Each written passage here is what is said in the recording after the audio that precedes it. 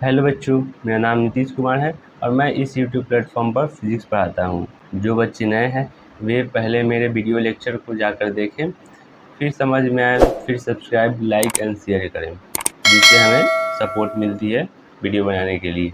तो चलिए स्टार्ट करते हैं फिजिक्स।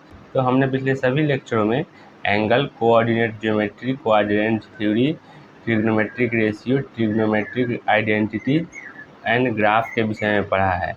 अभी हम लोग आज स्टार्ट करेंगे डिफरेंशिएशन। तो चलिए स्टार्ट करते हैं डिफरेंशिएशन। तो कैलकुलस को दो भागों में बांटते हैं, पहला डिफरेंशिएशन, दूसरा इंटीग्रेशन।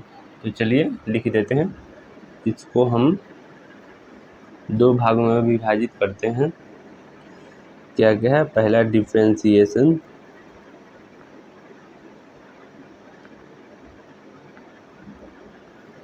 दूसरा इंटीग्रेशन।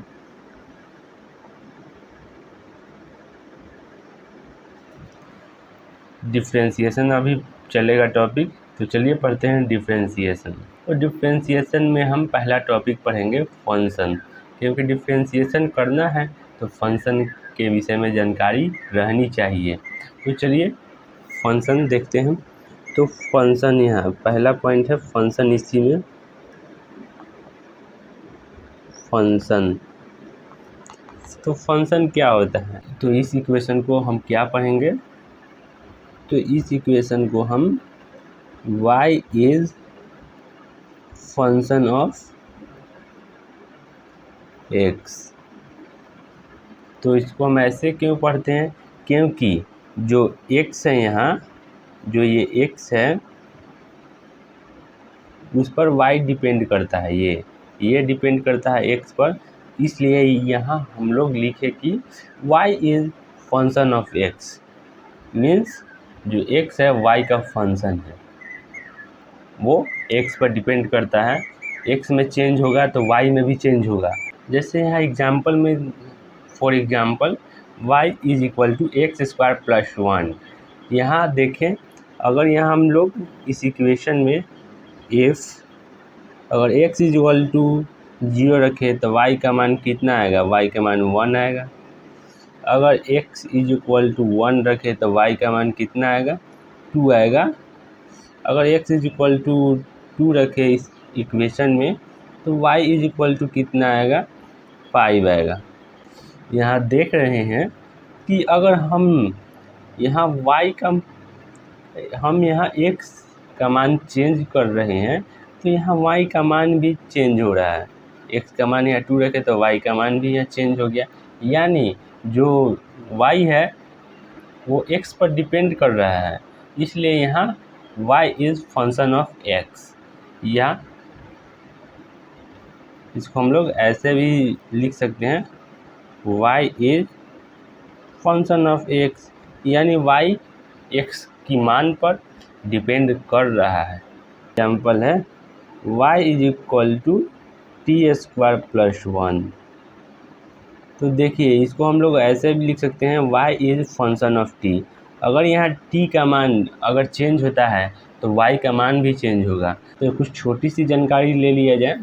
अगर ये del Y by del x, इसको del Y by del x कहते हैं, तो ये किसके लिए आता है? तो ये सबसे पहले जब किसी भी इक्वेशन में चेंज होता है, ये चेंज के लिए लिखा जाता है del Y by del X. या इसको हम लोग ऐसे भी पढ़ते हैं, change in Y with respect change in X. Del Y by del x को हम लोग ऐसे भी पढ़ते हैं, तो देख लिए change in Y with respect to change in x.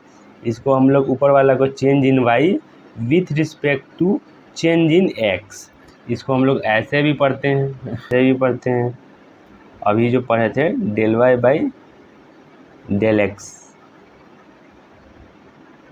यहाँ del Y by del x को, इसको डेल कहते हैं, याद रखिएगा इसको डेल कहते हैं। तो यहाँ हो जाएगा del Y by del x. इसको हम लोग चेंज के लिए लिखते हैं। और इसको पढ़ा जाता है ऊपर वाले को change in Y with respect to change in X. तो और इसके बारे में जानकारी लिया जाए, इफ़ अगर डेल एक्स में एकदम छोटा चेंज हो तो क्या हम लोग del X by del Y लिख दें? नहीं, बड़े के लिए तो del X by del Y लिख सकते हैं जिसमें बड़ा चेंज हो, लेकिन छोटे वाले के लिए D Y by D X लिखा जाता है जिसमें बहुत छोटा चेंज हो। तो ये हो गया बिग चेंज के लिए, ये हो गया लिखा जाता है स्मॉल चेंज के लिए,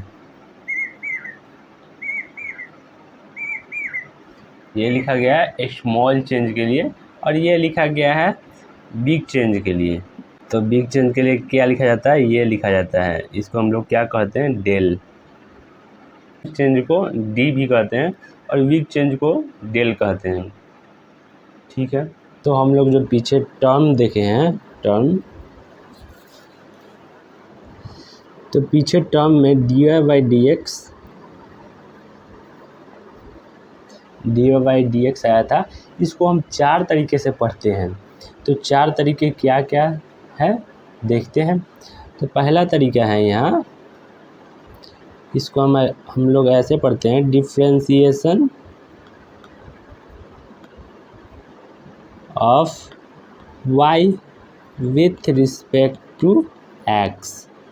दूसरा तरीका है small change in y with respect to x। यह WRT का मतलब है विथ, W का मतलब, R का मतलब रिस्पेक्ट, T का मतलब टू, यानी small change in y with respect to x। अब तीसरा तरीका है फर्स्ट डेरिवेटिव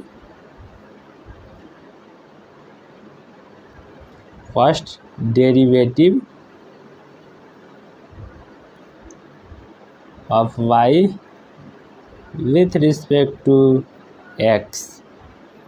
और चौथा तरीका है स्लोप ऑफ yx कर्व। मैं आपसे पूछ रहा हूँ कि dx बाई dt को क्या पढ़ते हैं? तो इसको हम लोग रीड एज पढ़ते हैं। इसको क्या पढ़ते हैं? Differentiation of x with respect to t, यही पढ़ते हैं। तो चलिए अब डिफ्रेंसिएशन सीखा जाए। रूल या फार्मूला फॉर डिफ्रेंसिएशन।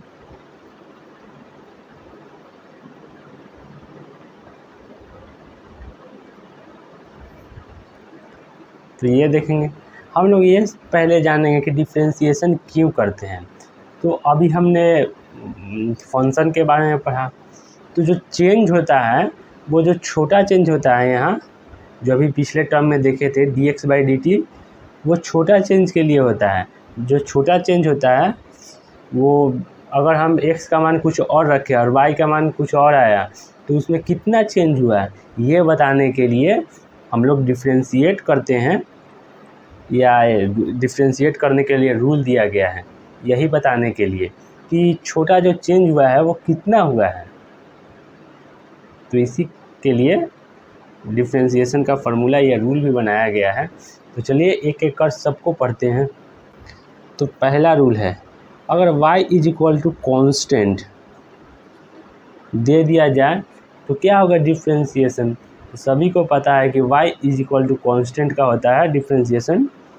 पहले डिफ्रेंशिएशन का साइन लिखते हैं, फिर यहाँ y का मान पुट कर देते हैं d, यहाँ y का कांस्टेंट है, यहाँ y की जगह किसके रिस्पेक्ट में करना है? dx के रिस्पेक्ट में।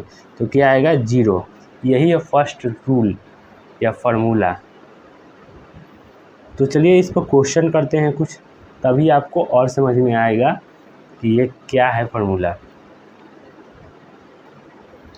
तो इसमें पहला क्वेश्चन है, अगर y इज इक्वल टू 4 दे दिया जाए तो इसका डिफ्रेंशिएशन क्या होगा?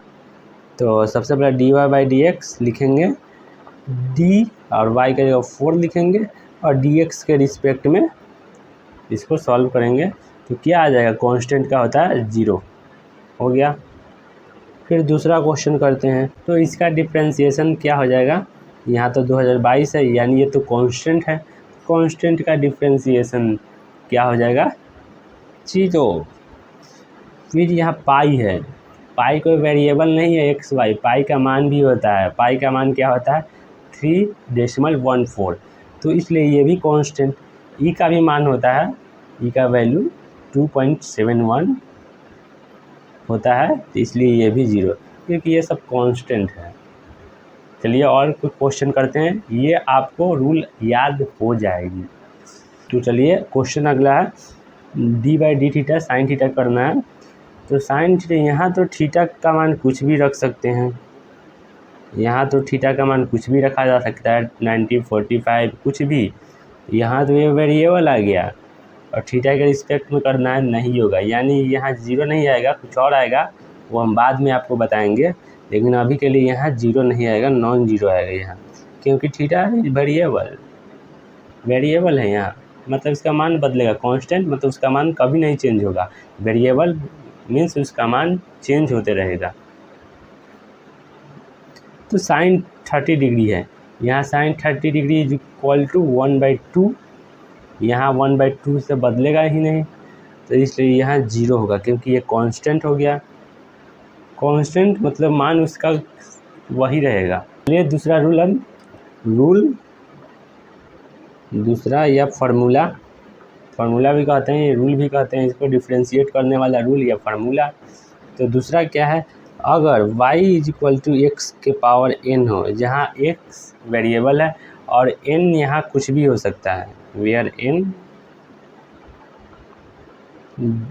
0, 1, 2, -1, -2 कुछ भी, या 1 -1/2 या 1/2 कुछ भी हो सकता है यहाँ। तो क्या हो जाएगा? D Y by D x, तो y के जगह फिर यहाँ x के पावर n लिख दे रहे हैं, dx, तो इसका क्या हो जाएगा? पावर को आगे लिखेंगे, वेरिएबल को लिख देंगे, फिर पावर में से -1 कर देंगे।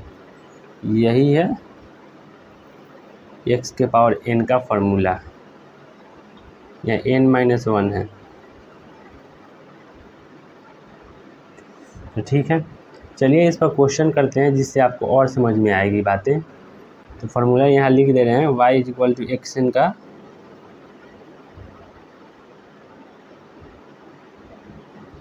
तो पहला क्वेश्चन है y is equal to x square. तो इसको हम लोग कैसे सॉल्व करेंगे?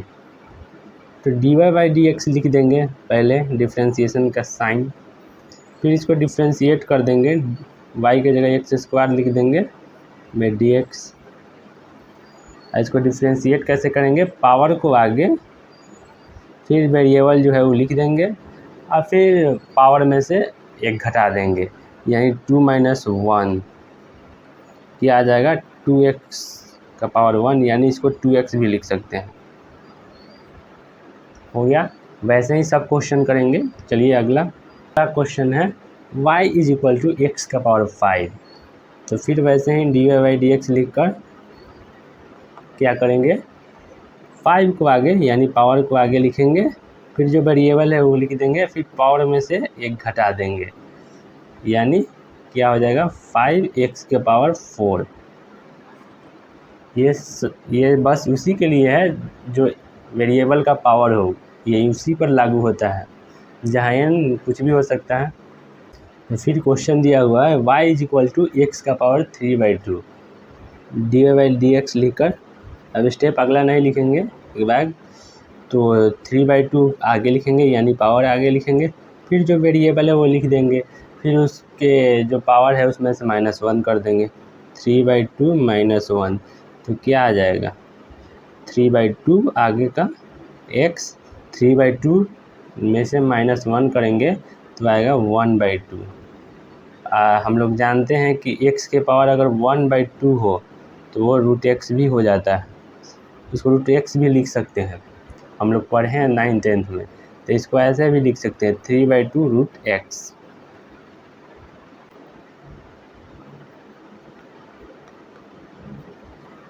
ये आप करेंगे।